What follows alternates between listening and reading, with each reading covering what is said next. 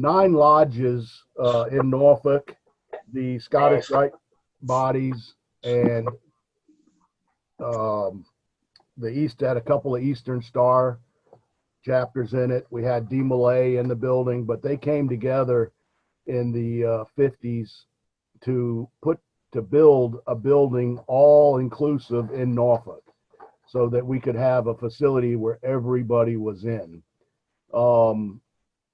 The building was finished in the early 60s, like 60, 61.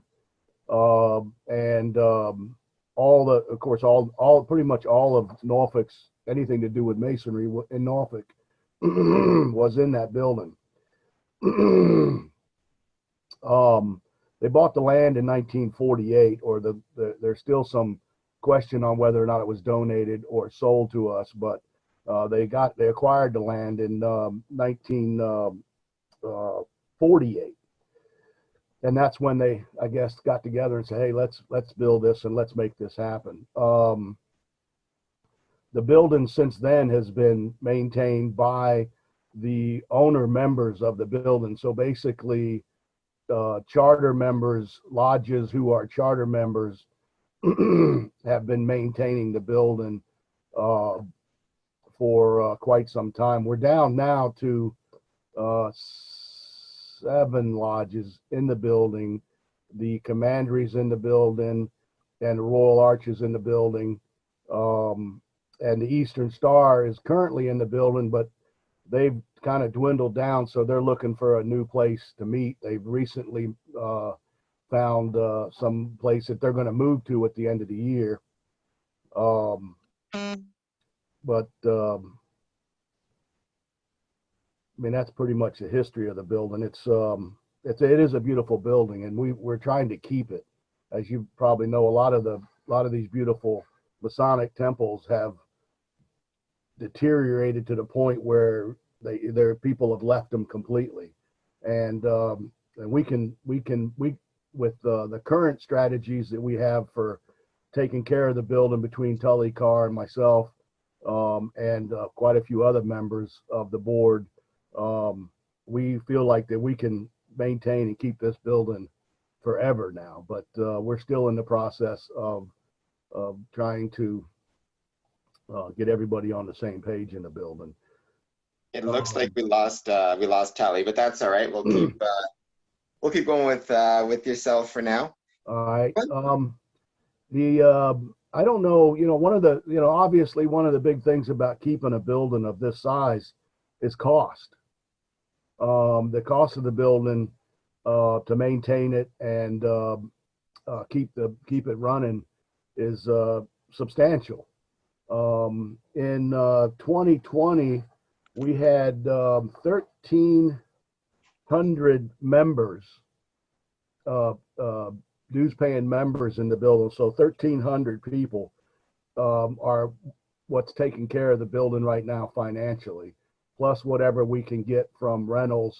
And like Tully said earlier, our biggest fundraiser is the haunted house, and we're kind of hoping that by the time October comes along, which is, it may not happen, but by the time October comes along, we're hoping the virus has calmed down enough to where we could actually have it this year.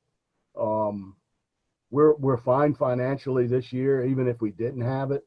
But the fact that the Scottish Rite organization's leaving our building next year, we're gonna really have to promote the haunted house to help pay for this stuff. As Tully said, also we cover the members of the building cover pretty much all of the the things that we need. And several years ago, I put together a PowerPoint presentation identifying to the members and the temple board. It's, what do you what do you need and what do you want?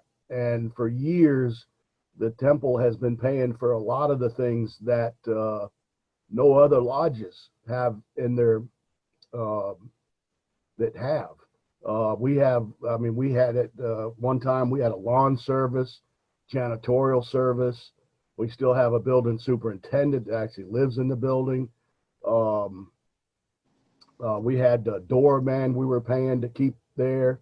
So there was a lot of things that that the Temple Corporation was paying for that should have went away a long time ago. But so we've cut the budget quite a bit. Tully and myself.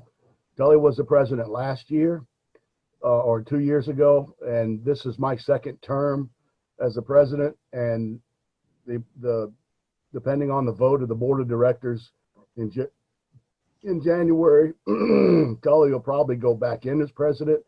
Our bylaws state that we can only be president 2 years in a row.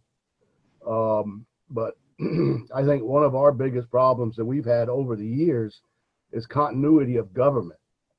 The president changes so often that there was no long-term strategy to what we could do, what we needed to do. And because of Tully and the board and myself, we have committed to stay in and manage this year after year, to keep this ball that we've got rolling now in the right direction, keep it moving forward. And we've got some strategies that we are trying to, we started a Norfolk Cornerstone Foundation that's now, like Tully said, tax deductible, so you can deduct your taxes from it. And if there's people out there that want to donate to that, they can. So we're working to save the building. We don't want to see this building turn into a real dilapidated building. Or some sort of millennial apartment building, which seems to be the trend lately.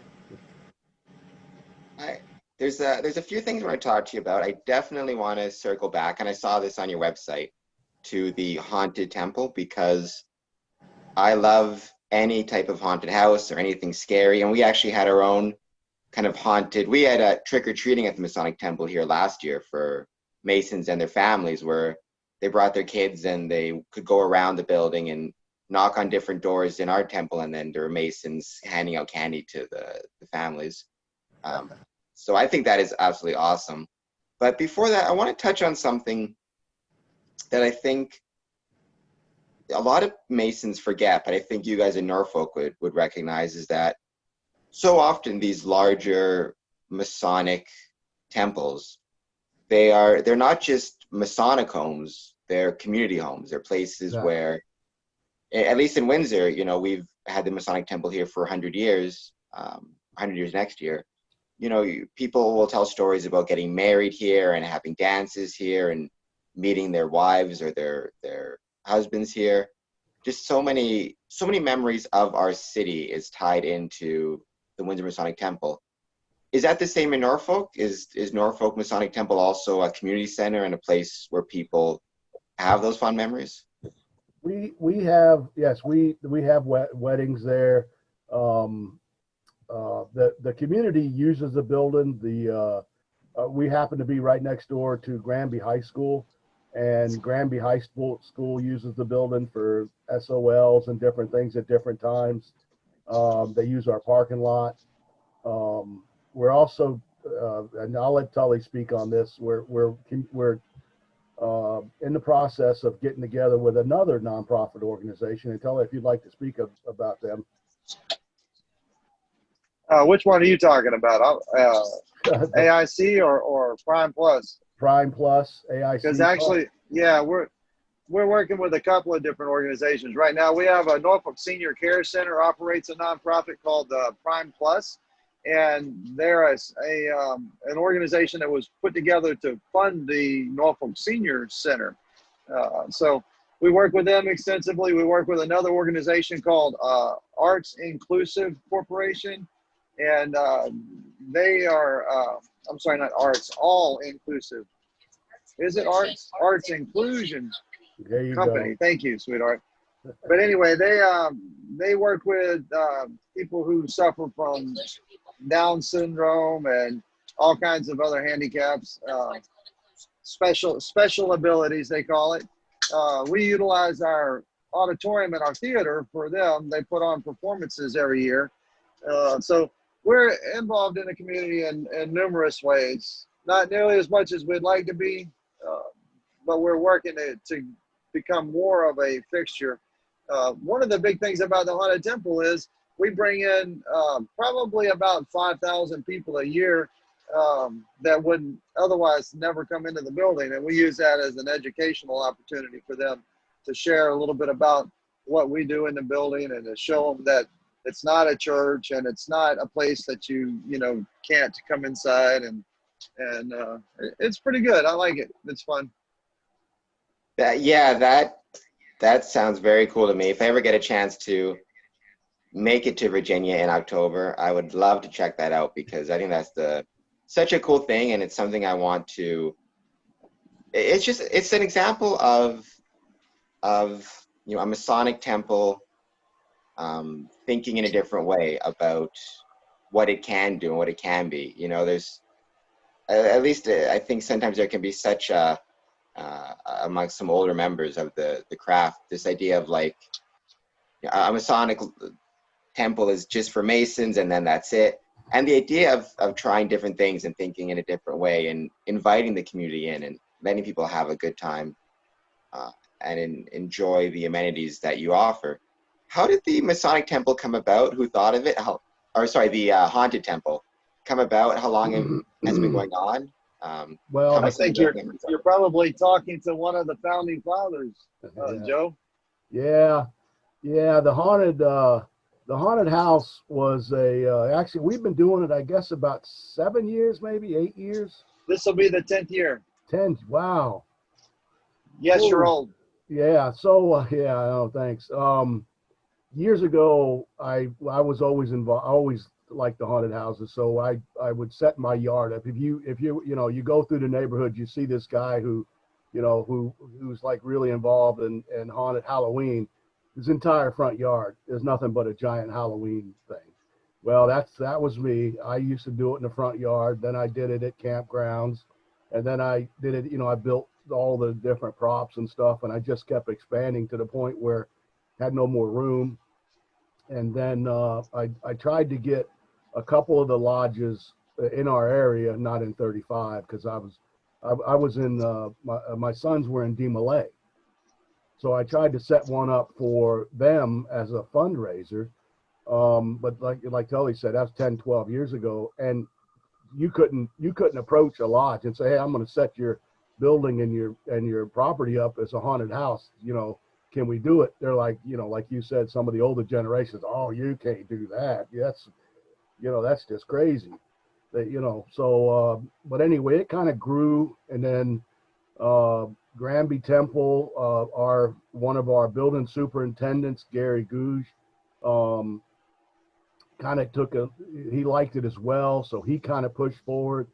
And so as soon as we realized that we could actually make this happen, we started to do it, started to have it every year. And it has grown every year. And this year, it has grown exponentially. We used to set it up and take it down. But because of some of the situations in the temple, it's now going to be a permanent setup. And I will tell you, some of the displays we got and some of the animatronics, I mean, it's as good as anything on the planet for that kind of stuff. And it's not something that you're going to start and expect to do all in 1 year. It takes time to build it up. I mean, unless you've got a whole lot of money to just go buy all this stuff. But we build it ourselves. We do buy some stuff if it's reasonably cost. This year, because of the COVID, some of our people were unemployed. They were out of work, couldn't go to work.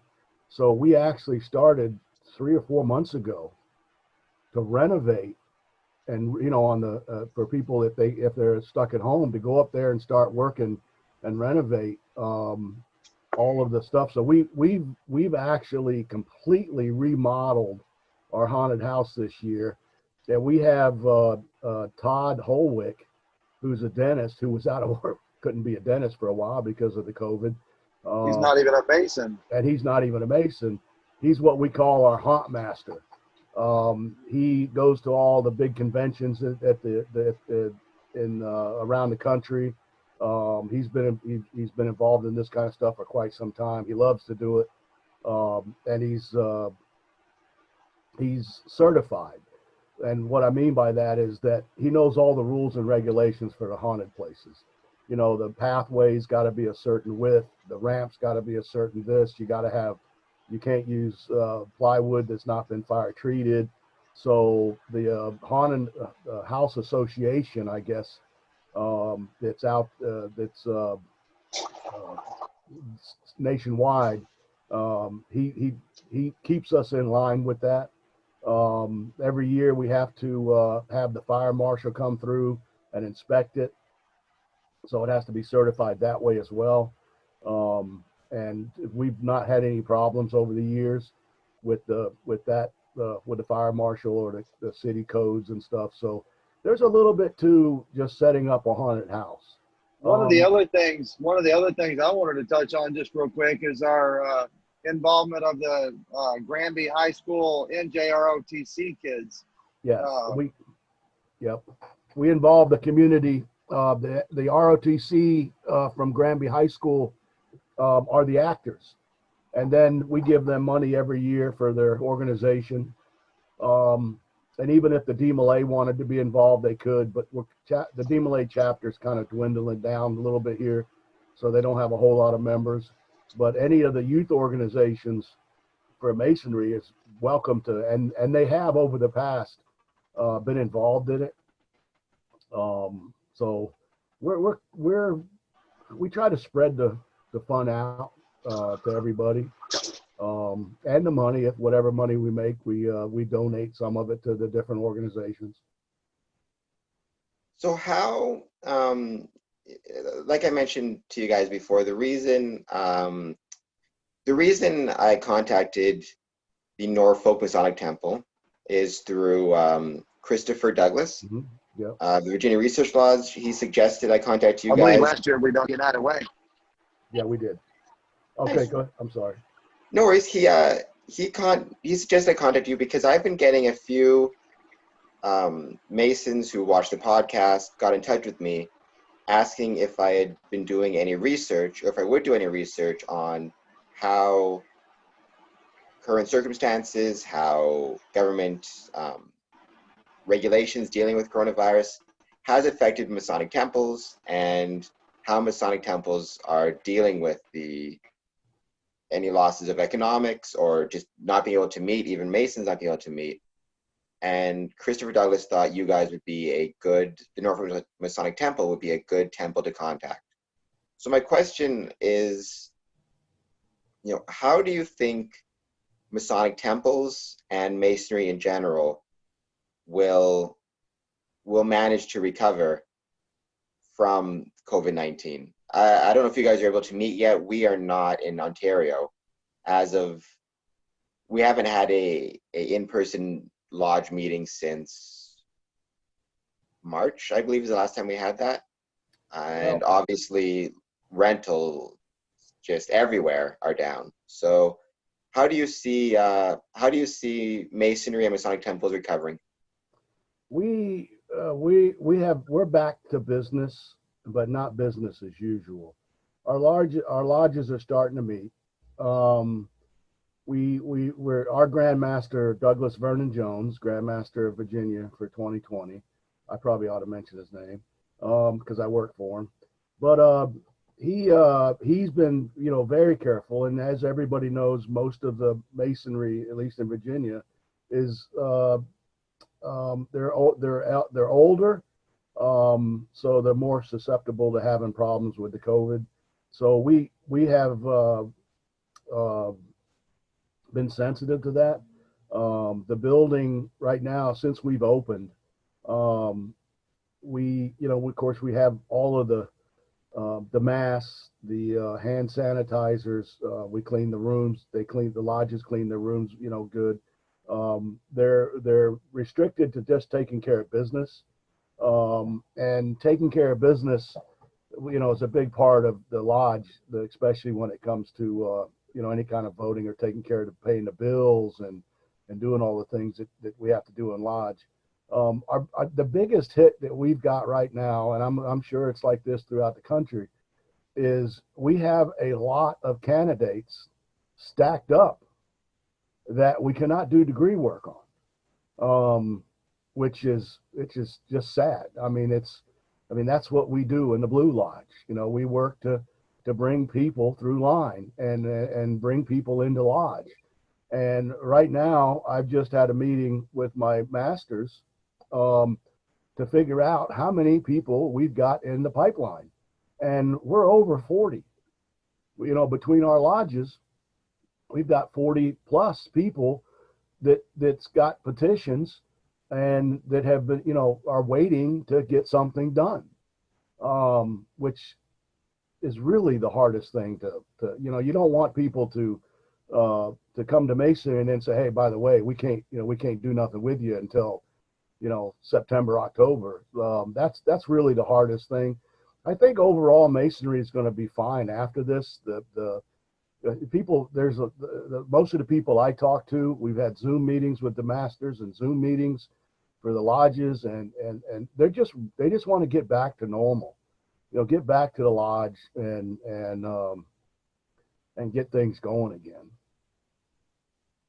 And how do you think Masonic temples, such as yourself, such as the Windsor Masonic Temple, that do rent out space for community events, for weddings, for dances, will recover? Especially, my concern is not so much the current restrictions, it's the potential for people to be wary of large gatherings and large groupings, and maybe hold off booking larger events for a significant period of time past when restrictions end. Is it about, thinking outside the box and looking at different revenue streams like the Haunted Temple and the foundation you guys set up? What do you think is the way that Masonic temples look to recover or, make up some of that lost revenue? Well, we like the weddings and we still have a lot on the books. We still have a lot of stuff scheduled. And the deposits have been paid.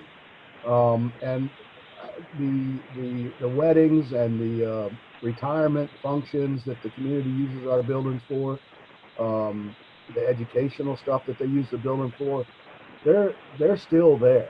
It's just that they can't do stuff right now. So, and I think this is an opportunity myself, and I've discussed this with the board and everything else, that a lot of these venues who do this, in fact, we just had another big organization in our area close.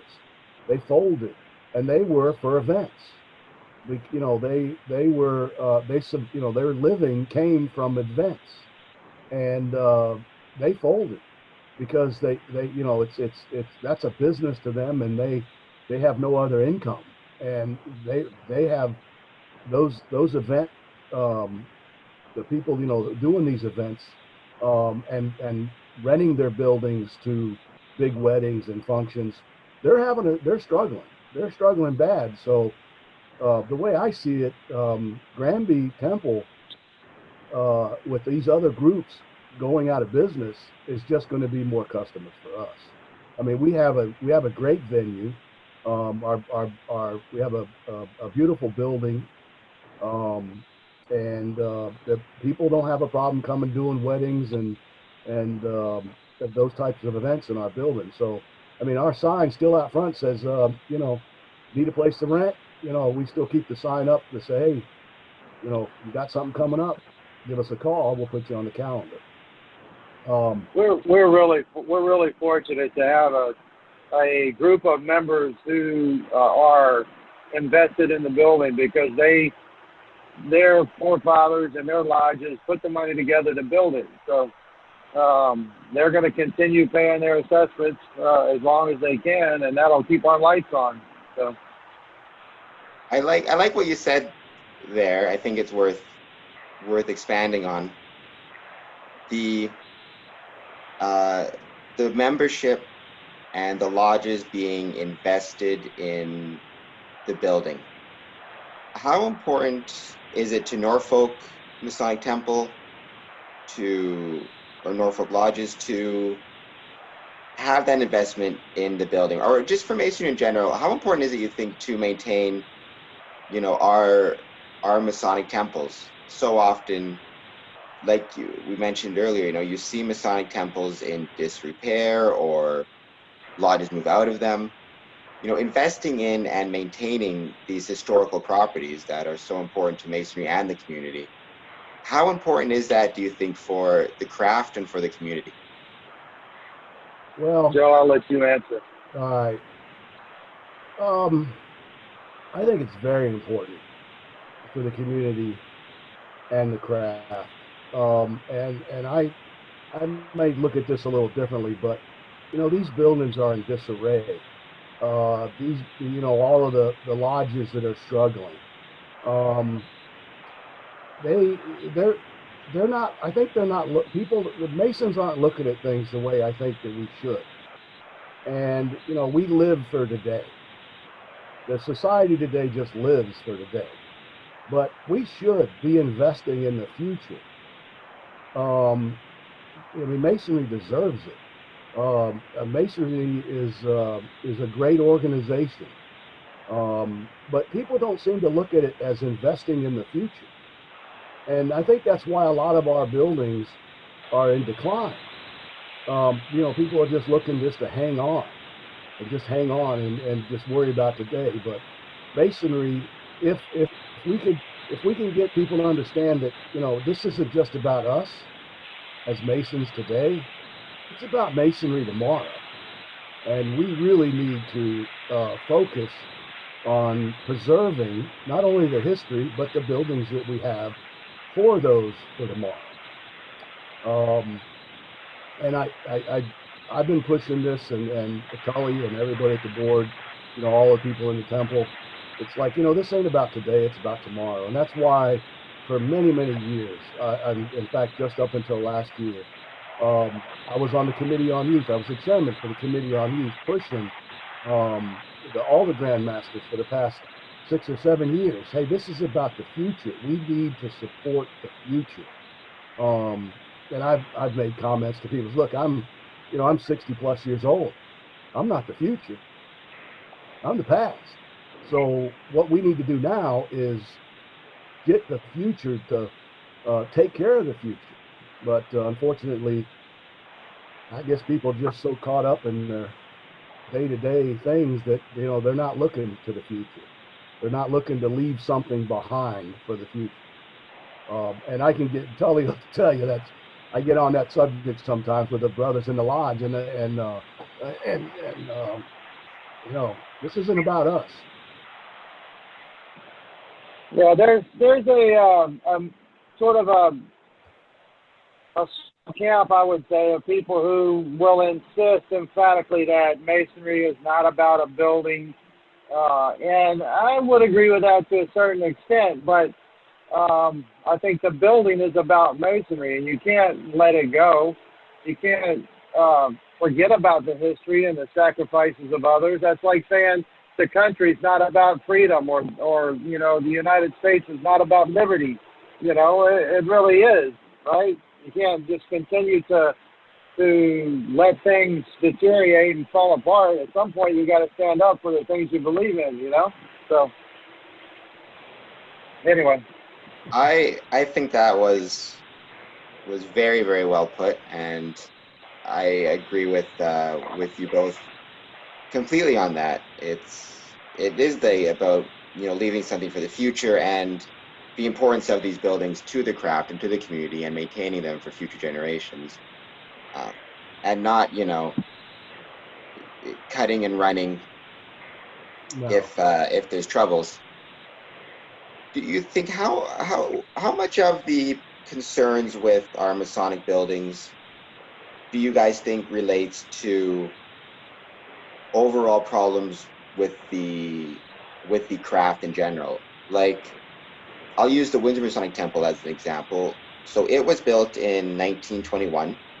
So, spoiler alert, we're almost at our 100-year anniversary. And when the Windsor Masonic Temple was built, there was 100,000 Masons in Ontario. By the time it was finished, there's currently about 33,000. Yeah. And in Windsor itself, there was less Masonic lodges, but more membership.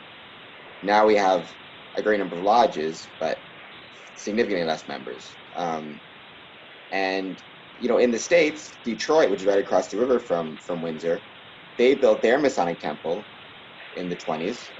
And at that time, 1 out of every 11 adult men in the States was a Mason. So these buildings were built, at least Windsor, Detroit, Chicago, many others were built at a time when Masonry was really growing, the golden age of Masonry.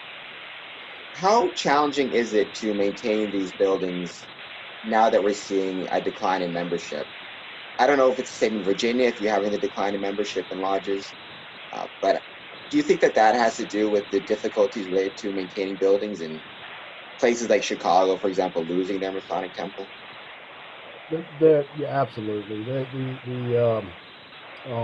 I don't know what you guys, I don't know how your temple operates. I mean, does your temple get its money from its membership, and how much of their dues goes to your temple? And that's really what it kind of boils down to, I think, and that's what we tried to explain to our people and the people in our building. And I mean, there's a couple. I mean, the statement you just made's got so many different ways to go with the answer, but financially is what makes the buildings operate. I mean, that keeps the building. The financials is what keep you keep the building going. But sorry to interrupt. We're getting some feedback from, I think, Tully. Oh, I think we're good now. Go ahead. So, I don't even know where to start with with all that what you just said. But let me look at it from a financial standpoint first, because I know it firsthand. In our building, in Granby Temple, we have 1,300 individuals paying $80 a year to keep the temple. All right, now we catch flack from a lot of people, from in our temple about, hey, we can't afford this building, and I'm sorry. And I will tell anybody, $80 a year is really crazy to be paying for that building for every member. And we can make it happen. Crazy like not a lot crazy. You got to be specific when you say that, because it could be interpreted the other way, right? It's right. Crazy cheap. Well, I mean, I got it. Crazy cheap, yeah. Yeah, where else are you going to get a facility that the electricity's paid for, the gas, the heat, the insurance, the minor maintenance? Where are you going to get that for $80 a year? I wish somebody would come to my house and tell me, Joe, listen, I'm going to take care of your house. You just give me $80 for everyone that lives in your house with you. I mean, holy smokes. But I mean, that's the financial ends of keeping a building going. I think a lot of Masons they're concerned about that. They're like, we can't pay it, Which will lead me down to the next thing. Masonry. What has Masonry done, and what's going on with Masonry that puts us in a position where we've got Masons complaining about paying $80 a year to stay in the building. We just had an entire lodge leave the building because they said $80 a year was too much. Now, there's a problem, and I just can't rationalize that logic. They're going to go somewhere else and rent a space. But that brings me to Masonry. I don't understand, and I've done some research, and I probably ought to do more, but Masonry since 1959 has declined. In the United States has steadily declined since 1959. It was the highest amount of Masons in the United States. It was like 5 million. And since then, it has been just a steady working its way down, all the way down to where we are now. And I don't understand that, because if you and myself and a lot of the members and the past masters, I mean, we understand what masonry is about, and we understand the philosophy and the rituals, and we it's hard to understand why this decline happened. And I've often wondered, why did people come to masonry in the first place back in the 40s and 50s? What was the draw? You know, what all of a sudden made all the Masons go, hey, all these people want to be Masons? And I've got my own opinions. I mean, some people say, oh, well, it was a good old boy thing. You know, hey, you want to be a Mason, you know, hey, come on over here. You know, it's a good old boy thing. I'm the owner of a company, and if you're gonna, you know, and that kind of a thing. And that's really not what Masonry should be about. But I mean, it's just hard to understand what happened and why all of a sudden it just died out. And I've asked some of the older people, well, hey, why'd you become a Mason? Well, I got, you know, on the owner of Tabit Manufacturing was a Mason, so I got out of the military and I went over there, and you know, that kind of thing. I mean, I think some of the movers and shakers of the time were all Masons, so people wanted to follow them into something. But you know, I'd like it'd be a good research to try to figure out what the difference mentality-wise from Masons back then and today. But I think it's not just Masonry, Joe, though. It's every civic organization. It's all the churches. It's anything that doesn't provide instant gratification, and people don't see the what's in it for me right now. If they can't get it right now, it's not going to get their attention. And that's just the way society is. It has less to do with Masonry and more to do with society, in my opinion. yeah, Tully and I. If Masonry was the only organization that was declining in membership right now, I would say you're probably right. But if you look at like the Fraternal Order of the Eagles, if you look at the Moose Club, the Elk Club, churches, Ruritans, all the organizations that were founded by people in this country, and in this country I can speak to, they're all in decline because people are too worried about themselves anymore, and not the bigger picture, not the global impact, not the community impact, not the neighborhood impact. You know, it's focused on me, I. So, and that decline is what makes managing and maintaining these buildings even harder, because it goes further than the financial impact of I have less members, so I have less assessment income. It goes to the fact that the members that you do have are less inclined to donate their time, energy, and efforts in the maintenance of the same building. So, I mean, it's not a completely bleak picture, and I don't want to paint that, because my plan is, and my goal and my philosophy is that if we hold on long enough, that sooner or later things are going to turn around, and the building will still be there as a beacon, as a lighthouse for people to come back to. That's my hope. So I am relatively new to Masonry in some ways. I joined in 2007. So I'm 13 years in. I'm a past master of both my mother lodge and my affiliated lodge, and I'm currently the secretary of my affiliated lodge, and I've done the community work and things like that. So with my, I guess, relative experience, one thing I think, and I don't know how you guys feel with this, that could be a problem. One of the reasons why we're seeing this decline, especially recently, is Masonry. You know, we're always taught. I don't know if I'm assuming everybody has the same thing when they're brought in. You know, a lot of older Masons will tell younger guys, you know, put your family and your work first, and then Masonry will come third, if at all, right? There doesn't seem to be a lot of integration between a Mason's family and a Mason's work and his time as a Mason. You see, everything seems to be separate. And I'm just not sure if it's possible in today's time it's different for my grandfather. My whole family are Masons, both my grandfathers, great grandfathers, my father. You know, in my great grandfathers and grandfathers' times, masonry, what my dad described masonry as very quiet. You know, my grandfather had his black bag, he left the house, he came back, he didn't really talk about it. He just went and came back. They knew he was a Mason, but it wasn't really discussed. But I don't think in today's day and age, you can expect that lack of integration, which is why I think it's one thing that a Masonic temple like yours, like Windsor presents, is the opportunity to get families involved. You can have Halloween events, Christmas parties, dinners, you know, so that when the Mason, when the man's going out, the husband, the father is going out to his Masonic lodges, the whole family feels like they're a part of it.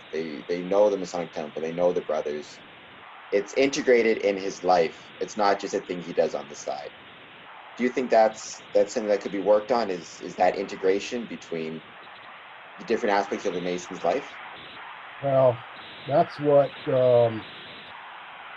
it's interesting that you brought that up. We did last year. We had a committee put together by the Grand Master last year to come up with, you know, some of the stuff that you're talking about.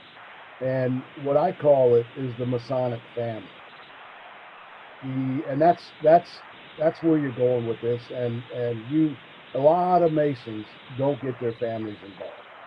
But in my situation and Tully's situation, he does the same thing. My wife is involved. She's up at the temple with me working on the haunted house stuff. My kids were involved because of the DMLA stuff. And, you know, we need to get back to the Masonic family. You know, and have that. In fact, I thought I'll send you the results from the committee that the Grand Master put together. It needs to be a family thing. It should be a family thing. And like you said, back in the day, no, that was Grandpa's stuff. You know, that was quiet. You know, no, you know, they never talked about this stuff. But we in Virginia there's a big push to try to get people to understand. Yes, we're our Masonic family, and we are one family.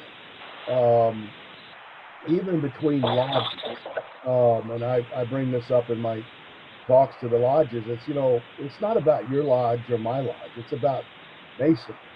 And I don't know, and where you're from, that they've got these little cliques lodges. And the Sorry, lodges to interrupt. We got some interference from, I think, Tully's phone. But anyway, we are working on that in Virginia in a big way to get people to understand it's a Masonic family. I very much like that term, Masonic family. And if you have a Masonic family, then you need a Masonic home, and it would be our Masonic temples. Yes. One of the other things. Sorry. Go ahead. You there? One of the other things that I think is pretty poignant about what you brought up is the fact that if you are talking about it with your family and at work, and it becomes a normal topic of conversation, it's likely that somebody else is going to get interested in it. I can tell you that where I work for the federal government, and very few people in my circle of influence or whatever ever talk about masonry. You don't hear the word masonry. You know, oh, you're a Mason? What's that mean? You know, it just doesn't come up. But I think if more people were talking about it, if more people were involved, then maybe they would ask the question to find out more about it, you know? Yeah, go ahead. Cameron, in your area, and this is one of the, Tully brought it up, in your area, can you ask someone to be a Mason? that's one of those tricky questions, right? Yeah. So and I talked about this actually with Chris Douglas. There is, improper solicitation and proper solicitation, right? Okay. So um, for some guys have the idea that it's not to be broached at all, the topic of masonry with anybody, because that would constitute improper solicitation. But our district deputy grand master and a lot of masons have really pushed this idea of recognizing that there's a difference between improper solicitation, which is applying undue pressure or forcing or harassing somebody to join, and proper solicitation, which is bringing up that you're a Mason, discussing what you do, discussing the benefits of Masonry to yourself. So you wouldn't be allowed to go up to somebody and say, please join Masonry, or you should join Masonry, but you're certainly encouraged to discuss what the craft has meant to you and provide people with information about how to contact the lodge should they be interested, if that makes sense. Yeah, I understand. That's what Virginia has. Virginia used to be a bunch of bumper stickers that said "To be one, ask one," and it has square and compass. And a lot of the older generation, they would not, even if they knew you. I knew a guy for 20 years that was a Freemason, and he's a good guy, and I never knew he was, never really paid no attention, but he never talked to me about it. And that was the older generation's philosophy. Hey, I'm not going to tell you about it. You got to figure this out on your own. Where today, I think most people now talk about it a little more openly. And I did make it a point in some of my speeches to the lodges that, there is nothing in our methodical digest that prevents you from asking someone to be a Mason. It was just a tradition that they had. So I'll talk to anybody about Masonry. I don't have any problems. I'm not going to force them to be one. Hey, when someone asks me about, hey, what's this? I'll tell them everything they want to know. And I think it's important to remember, when you discuss the tradition of not discussing it, that's a tradition that really dates to a time when in the 20s, 1 in every 11 adult men were Masons. So you didn't really have to discuss it. It was in the atmosphere. Right. So many professionals were Masons, tradesmen were Masons. There were so many rings out there. You would find out about it one way or the other, without necessarily having to have somebody approach you. Now that our membership is dropping, as you said, in Virginia, dropping steadily since the 50s, 59, people might not be coming into contact with Masons or Masonry as often as they would before. I remember even, I've done some historical research for our 100-year anniversary. Our local paper used to announce the results of Masonic elections every year. They would, just in the paper, who's the new worshipful master, who's the senior warden, who's the junior. So you don't need to approach people if your election results are in the newspaper, Right. if that makes sense. Yeah, they used to publish. I remember that. I've not been a Mason that long, but they used to put out when the meetings were. It's on, in the newspaper, there'd be an article, Corinthian Lodge is meeting at 7 and dinner before and that kind of thing. You don't see that anymore, nowhere. So when you have the newspaper publishing your stated meetings and your officers, you maybe don't need to be as proactive in discussing Masonry as you do now, when those type of things just aren't happening to the same extent or the same level. And it probably happened back in the day because so many men were Masons. At least a couple in the newspaper are going to be Masons, Right. So it's going to be on top of mind. What are some of your and Telly's fondest memories from your time in Masonry, particularly from your time at your Masonic Temple? The dinners and the functions. Um, I would go with Grand Master's visits. Yeah, that's a great time. We have a really great time with the Grand Masters visits. The haunted house is a lot of fun every year for a lot of us. We have a blast at it.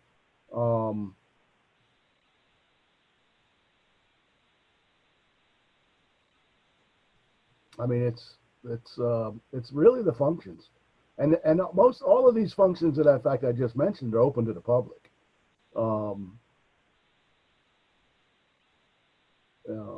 One example, Carolyn, is when we do the Grand Master's official visit to the 35th Masonic District.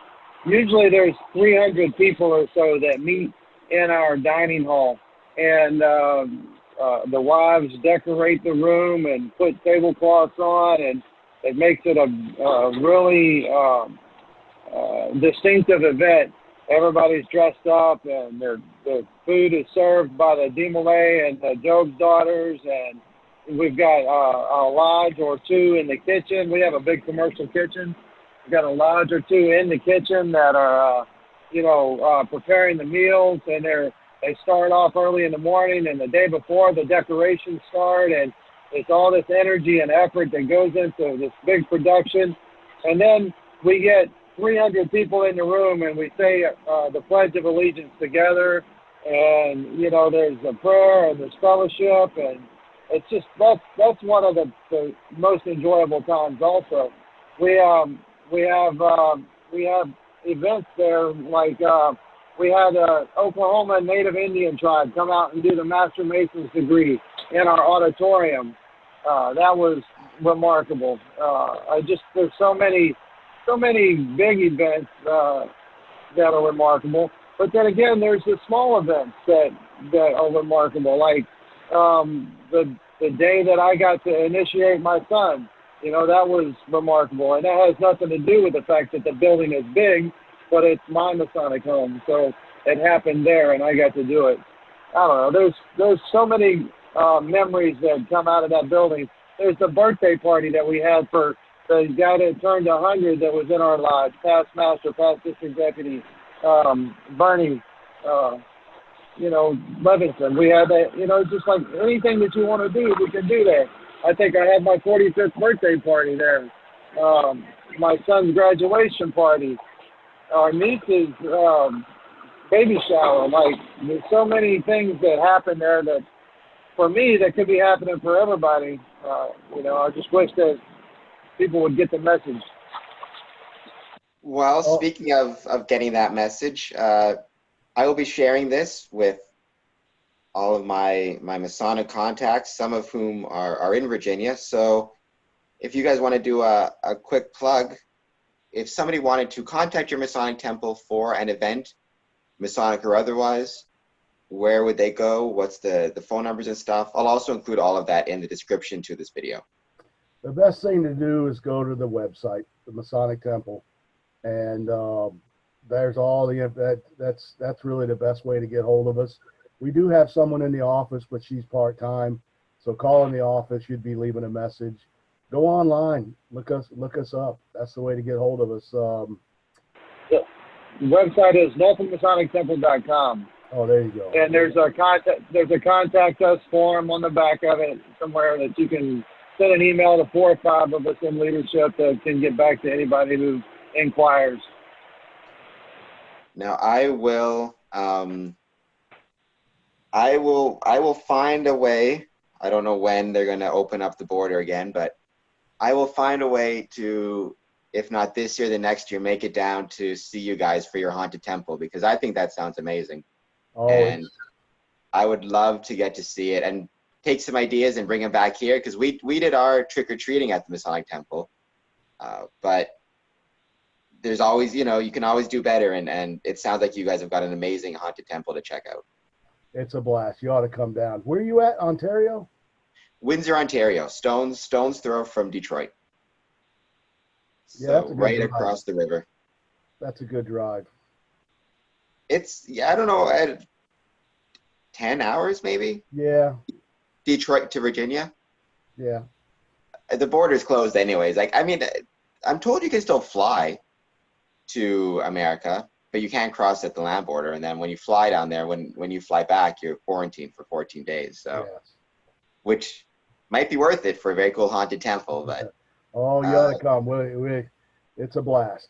We have a blast. so, thank you guys so much for taking the time out of your, well, in the case of Telly, for taking the time from your vacation to speak with me. There's a lot of parallels in what we've discussed and what you've been saying between the challenges and the opportunities being faced by your Masonic Temple to the Windsor Masonic Temple and to so many other Masonic temples that I've been talking to. But I think the big takeaway I have from this, and I think you're absolutely right, is that, you know, these temples, these are homes for our Masonic families, not just our brothers, but our communities and our wives and our children and our friends. You know, they're our home. They're part of they should be part of our lives, within Masonry and without. And it sounds like you guys have got an amazing Masonic home down in Norfolk, and I'd love to check it out one day. Come visit us. We'd be glad to have you. If you need a All place right, to stay, let me know. thank you so much. I will for sure, if you don't mind that Canadian crashing with you. That's all right. My father's Canadian. Well, he sounds like a great man. He's from northern Maine. He speaks the Canadian French. Thanks for your Thank time, Cameron. I appreciate it. Yeah, thanks, Cameron. We appreciate it. Thank you so much.